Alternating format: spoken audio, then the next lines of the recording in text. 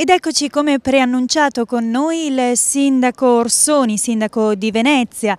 Sindaco, oggi è un convegno particolare che parla di Ville Venete, un enorme patrimonio che appartiene non alla Venezia lagunare, ma alla Venezia, chiamiamola così, quella del potere, quella che si estese sulla terraferma, è un patrimonio sempre più difficile da salvaguardare. Sì, è un patrimonio difficile come tutto il patrimonio monumentale del nostro paese. Io credo che l'opera che sta facendo la Regione, l'Istituto Ville Venete, sia un'opera importantissima perché ricongiunge in qualche modo la Venezia d'acqua con la Venezia di terra. Da quando nel 400 Venezia ha cominciato a espandersi in terraferma, ha cominciato a estendere la propria cultura e la propria visione del mondo, diciamo, anche alle terre che stavano attorno. E di questo il segno tangibile che rimane ancora oggi, anche da un punto di vista non solo culturale ma anche socio-economico, sono proprio le Ville Venete. Ecco, Ville Venete infatti, che spesso erano delle vere e proprie aziende agricole in terraferma, che però sono degli scrigni pieni di tesori. Non a caso oggi viene presentato l'ultimo volume dedicato agli affreschi del Settecento, quindi oltre all'opera architettonica, sculture, pitture, grandi artisti del Veneto. Sì, è un volume molto bello, curato da Pavanello, dal direttore dell'Istituto della Cini, che è riuscito a mettere insieme tutto questo patrimonio culturale straordinario che sta nelle Ville Venete, ma che è in qualche modo la rappresentazione di un'altra faccia della cultura dell'antica Repubblica Veneziana. Sindaco, noi la ringraziamo per essere stato con noi, le auguriamo una buona giornata, un buon proseguimento. Ci vediamo insieme al prossimo servizio di Cronache Trevigiane e poi tornate sempre qui per le conclusioni che affideremo al vicepresidente della Regione del Veneto.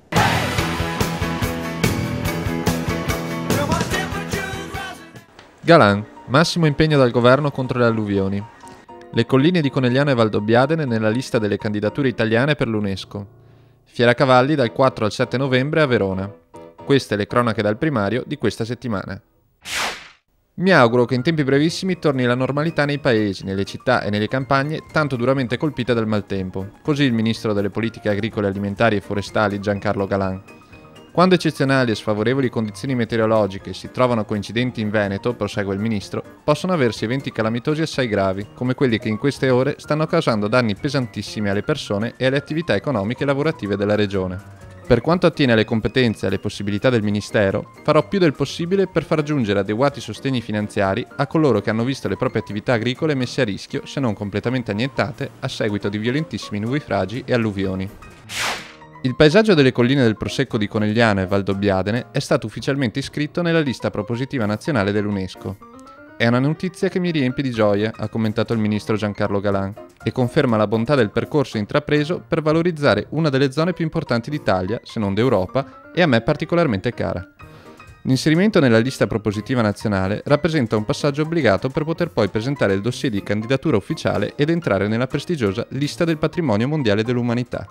La valorizzazione dei paesaggi vitivinicoli tradizionali, ha aggiunto il ministro, è una delle priorità del Ministero e sono certo che presto anche l'Italia, al pari di Francia, Portogallo, Spagna e Ungheria, otterrà dall'UNESCO il riconoscimento che le colline venete non sono solo un paesaggio unico al mondo, ma anche un paesaggio patrimonio dell'umanità.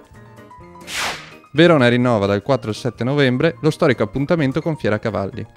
L'evento internazionale celebra quest'anno la sua 112esima edizione, offrendo ai 150.000 visitatori un carnet sempre più ricco di competizioni, eventi e spettacoli in una cornice di fascino e passione che da sempre contraddistingue la manifestazione veronese. Fiera Cavalli è la vetrina internazionale più importante per chi, per lavoro o passione, si dedica al mondo equestre, così il ministro delle politiche agricole Giancarlo Galan. La fiera ha ormai una naturale vocazione di leadership del settore, che nel tempo si è andata consolidando a livello internazionale, grazie anche alla sua collocazione strategica, proponendosi come un crocevia naturale tra interessi commerciali, territoriali, finanziari e amatoriali. Si tratta di un appuntamento, ha concluso Galan, irrinunciabile per il ministro dell'Agricoltura e per un veneto come me.